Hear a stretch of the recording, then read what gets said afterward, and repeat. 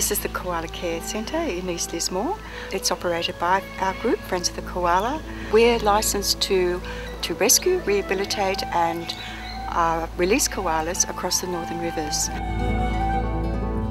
So that takes in Kyogle-Shire, Tweed-Shire, Ballina, Byron, Richmond Valley as well as Lismore.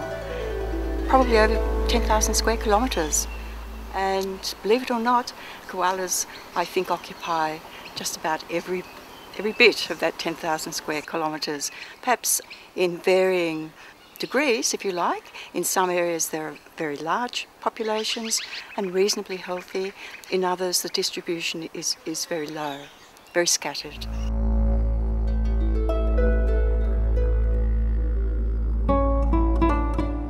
We rely on the public to report koalas in trouble to us, and that's why we do our best to get information out there as to what a healthy koala looks like, what normal koala behaviour consists of, because the community is our eyes. So we've got 3 rooms here.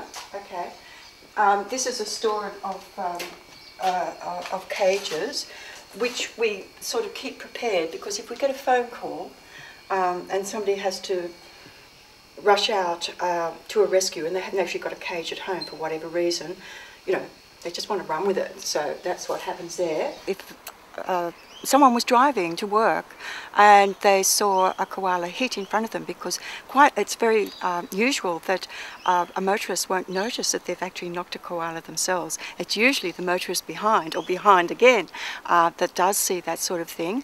Well, we need to know that as soon as possible to bring the animal in. We have a 24/7 rescue hotline. That's one example. If a koala is low in a tree for a number of days, because of course a healthy koala would usually be high in a tree, no one would take very much notice of it. But if a koala was low, that might be food for thought. If a koala is actually on the ground for any length of time, we definitely need to know about that, because that's not normal for a koala. Check the colour of the coat.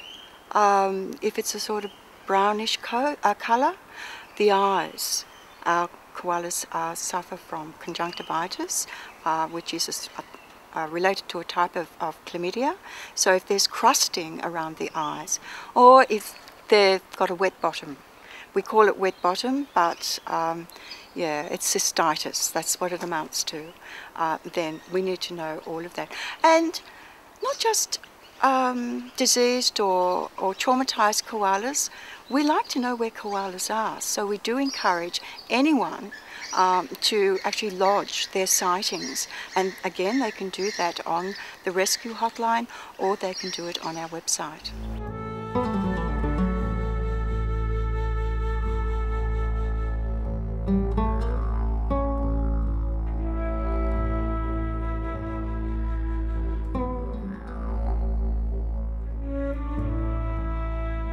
She's had an eye removed.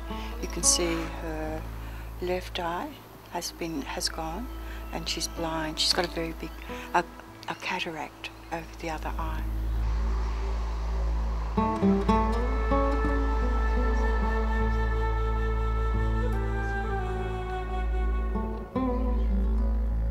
Grants were announced just on the 4th of May, and it was the first round of the Federal Biodiversity Fund up in Tweed and Byron. That was very, very exciting, wasn't it? My goodness, over $2 million.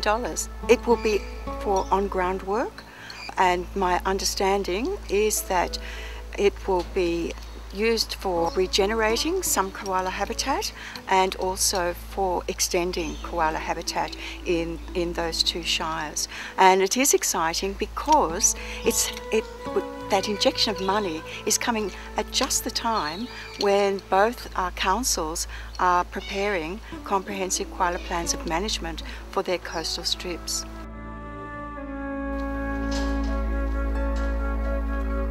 The most exciting thing in recent weeks, of course, has been the listing of the New South Wales, Queensland and ACT combined koala populations under federal protection.